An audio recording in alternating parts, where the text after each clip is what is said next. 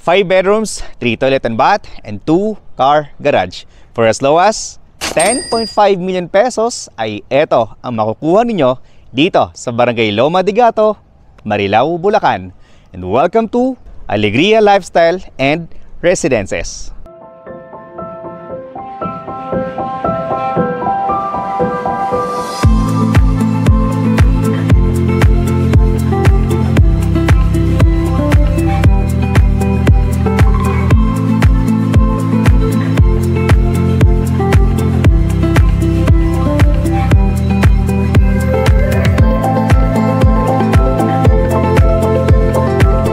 Rog Camacho here, isang licensed real estate broker at andito nga tayo ngayon sa Barangay Loma de Gato, Marilao, Bulacan para mag-feature na isang bahay na worth of 10.5 million pesos.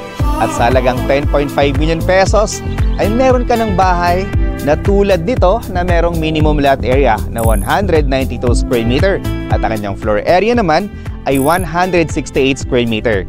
So this house semi-furnished unit ay kasama na siyang mga gamit pag once na titirhan mo siya. Yung subdivision ay located sa isang flood-free, no fault line at isang sakay ka lang ay andun ka na sa Metro Manila via bus na mismong dumadaan sa harap ng subdivision. At dito ay malapit din sa New Bulacan International Airport at sa North Twin Global City na soon itatayo naman ng Mega World dito sa Marilao, Bulacan. So sa feature ng ating bahay, meron tayong 2-car garage as you can see dito sa front. Ito yung space natin for our parking lot and for a 192 square meter lot area hanggang dito yung space natin. So technically, meron pa tayong setback na nasa mga 1 meter wide dito sa ating left side. Tapos yung likuran naman natin ay meron pa tayong around 4 meters wide naman na setback. Check naman natin dito. So dito, meron tayong lanay. So ito yung gustong-gusto natin sa bahay na meron tayong lanay.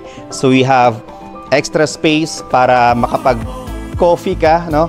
Aside from your living area and dining area, you have your lanay here na pwede ka mag-put up ng inyong coffee table. Then, meron pa tayo ditong space na nasa mga 2 meters wide na po pwede nating gamitin soon in the near future or future expansion pag once na nakalipat tayo. Ito yung 4 meters wide natin na setback sa likuran. Tapos meron din tayo ditong laundry area. Okay, so dito sa Alegria Lifestyle and Residences, malalaki yung cut ng bahay or ng lote nila. So minimum of 180, 160 to 224 square meter lot area. Sa mga future homeowners and investors naman natin na mahilig magtanim ng halaman, you still have enough space here for your landscape garden area. Okay, pasok tayo sa loob ng bahay. Is yung kanilang smart lock set. So, pwede siya sa face recognition. Pag once na tatapat dito yung mukha mo, automatic magbubukas yung pintuan. Otherwise, pag hindi ka niya kilala, hindi talaga siya magbubukas. Tapos, pwede siyang key card. Ayan, may nakalagay na card. Tapos, pwede rin siyang keys. Yan. Tapos, pwede rin siyang mechanical key dito naman sa ilalim. Okay, so this house is semi-furnished. Kung ano mo yung nakikita ninyo sa loob ng bahay, ay yun po yung kasama.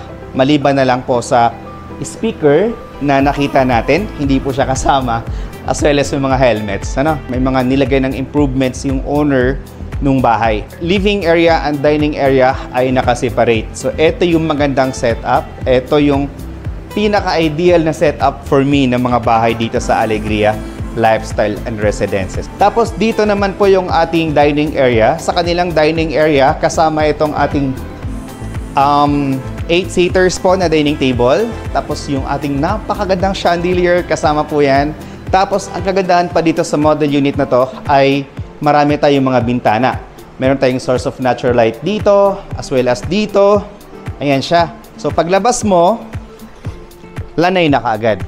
O, di ba? Tapos pwede ka na magdilig-dilig ng mga halaman mo on that side, or kung gusto niyo mong may mga additional pa kayong mga ilagay dyan sa side na yan, po pwede mo pang magawa kasi malaki po yung lot area natin dito. 192 square meter. Then, ang kagandahan pa dito sa model unit na to, unlike other houses po no, na nasa loob ng bahay yung kanilang kitchen area. Although yes, nasa loob naman ng bahay yung kanilang kitchen area, pero ito ay naka-separate. May pintuan. So ano ang purpose nito? Nang sa ganon, pag once na nagluto tayo sa loob o sa kitchen area natin, ay hindi nangangamoy yung ating dining area as well as yung ating living area and yung ating room dito sa ground floor. So bago tayo pumasok doon, dito muna tayo sa ating kitchen area. Okay? So dito sa ating kitchen area, kung mapapansin niyo, this is the actual turnover, no? Ito, yung ating countertop made of granite na black. Wala tayong mga built-in cabinet na kasama on that side. Dito, meron tayong partial na cabinet dito. Tapos, itong ref is also included sa price po na 10.5 million pesos. Napakamura na po nito, no? So, sana makuha nyo na po ito. Alright? So, next po, kung mayroon po kayong kasama na matanda sa bahay or PWD na mahal sa buhay, then dito meron tayong kwarto para naman po sa kanila. At very ideal ito kasi paglabas na ng pintuan na rin po dito ng ating toilet and bath. So parang meron siyang sariling toilet and bath na lalabas ka nga lang ng dalawang pintuan. Okay? So this is our bedroom number 1 dito sa ground floor. Ayan siya, no? So ito yung pinaka natin, higaan. Tapos dito yung ating mga space for cabinet. Gusto niyo gumamit ng CR? Ito siya. At ang kagandahan ng kanilang toilet and bath, yung tiles nila ay from floor to ceiling. Tapos ito yung kanilang shower head. Meron tayo ditong ventilation para sa inyong ilaw. Source of natural light. Then ito naman yung ating water closet and of course sa ating lavatory. At itong enclosure, no? Glass enclosure kasama rin siya, syempre. Okay, so dito naman sa ilalim ay meron tayo ditong space para sa inyong storage room. Hindi natin ipakita. Ayan siya, pero meron tayong space for storage room. At ito pa, binuksan ni Sir yung kanyang upuan. Pakita namin sa inyo kung ito, very relaxing. Pwede mong ituwid ng ganyan or pwede mong gawing parang upuan lang. Parang ganyan siya. Ayan. So, kasama yan sa turnover, ha. Next is our stairs. Dito sa stairs pala ng model unit na to, no, ang kagandahan dito ay wala po talagang inaanay. Kasi, eto, hindi siya kahoy, kumbaga hard flex yan. Tapos, eto namang ilalim nila ay buhos, semento. Yung railings nila ay tubular steel bakal, handrails nila ay stainless yan hanggang doon sa taas. Tapos, meron tayong chandelier doon sa taas. Ayan. Tara, akit na tayo. Then, meron tayong mahabang window to give us a natural light dito sa ating stairs hanggang dito naman sa hallway sa second floor. Oh, di ba? Guys, again, this is 5 bedrooms with 3 toilet and bath and 2 car garage for as low as 10.2 million pesos. This is our bedroom number 2. So, dito sa bedroom number 2, ayan, ito na yung bed, kasama na rin to siya sa turnover. Meron tayong dalawang window, malalapad yung window natin, with screen door. Tapos, may kasama na rin siyang cabinet. Included na rin. Oh, di ba? Di ka nalugi rito. Mamaya, sasabihin ko yung buong detalye na ito.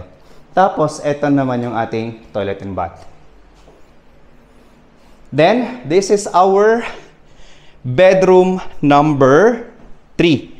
Kung 3 yung anak ninyo or 4, kasyang-kasya to. So kung 3 lang, meron kayong maid's room sa baba. Tapos yung 3 ninyong anak, isa dito, 2, 3, tapos yung master bedroom dun sa kabila. Anyway, eto, naglagay sila dito ng queen size na bed o double size na bed. Meron tayong 1, 2, 2 bintana. Lahat ng kwarto dito, no, ay malalapad talaga. Mataas yung floor to ceiling height, kaya hindi mo maramdaman na mainit. Yun. Tapos kasama na rin yung built-in cabinet natin. Ha? Ganda, no? Okay. Sabi ko sa'yo, maganda talaga to. Okay, this is our bedroom number 4. So, sa ating bedroom number 4, kahit maglagay ka dito ng queen size na bed, kasyang-kasya dito. Kasi nga, sobrang laki talaga niya. Tapos, meron tayo ditong kasamang cabinet on this side.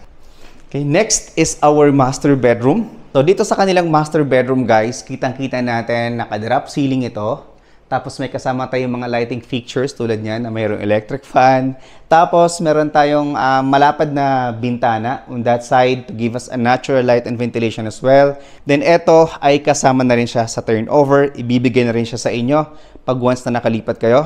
Then ganyan siya. So ang kulang na lang natin dito sa kwarto na to, first is yung ating cabinet on this side. Tapos meron siyang sariling toilet and bath. Ito siya. Yan. So, eto, mas malaki ito. Ang ganda ng accent niya, yung tile accent niya. Yan. Mas malaking toilet ito kumpara sa mga toilet and bath na nasilip natin. Yung common toilet and bath, tapos yung toilet and bath doon sa baba.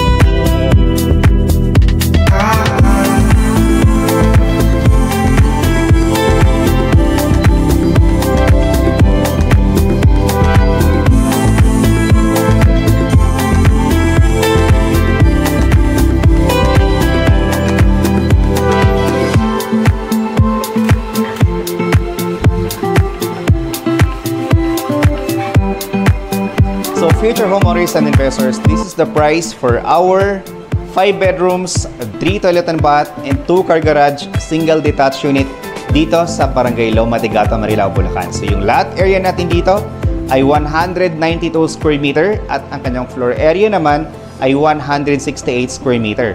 This house has 5 bedrooms with 3 toilet and bath and 2 car garage. So semi-furnished yung turnover natin. Partially may mga kasama ng gamit. Tapos, ang ilalabas mo lang dito para makalipat ka o para makuha mo yung unit ay 5.5 million pesos. Then yung remaining 5 million pesos, yun na lang kasi yung remaining balance ng buyer doon kay developer. Yun yung i-a-apply ninyo either sa bank financing or sa Pag-ibig financing. Sino ang magpa-process nun? Ang magpa-process nun ay yung developer. All you need to do is to pay the down payment na 5.5 million kay seller in spot one-time payment. Pagkabigay niyo po ng 5.5 million pesos kay seller, punta tayo kay developer para gumawa tayo ng kontrata. Tapos mag-provide tayo ng mga requirements na kailanganin natin kay Pag-ibig o kaya naman kay bank. So yung magiging monthly amortization natin after pagbayad natin ng 5.5 million pesos for 20 years through Pag-ibig financing ay roughly nasa mga 43,000 pesos per month. Ngayon kung medyo bata-bata ka pa, nasa mga 30 years old to 40 years old, pwede pa natin siyang i-stretch up to 30 years. Nang sa ganon ay mas maliit yung ating monthly amortization that will cost around 36,000 to 37,000 per month for 30 years. O di ba guys, medyo masakit yung unang pagbagsak natin kasi 5.5 million pesos na spot, pero after nun, pag once na naipasok na natin kay Pag-ibig, napakaluwag na. So kung meron kang cash dyan na 5.5 million pesos and looking ka for a property na hindi binabaha, na tulad neto kaganda at malapit din naman sa Metro Manila, then tawagan niyo po kami sa mga numero dyan na naka-flash sa inyong screen para matulungan namin kayo. For more details about this project, trippings and reservation, please dial this number. Again, napa-flash namin sa screen. This is Rog Camacho, isang licensed real estate broker. Thank you so much for watching and God bless.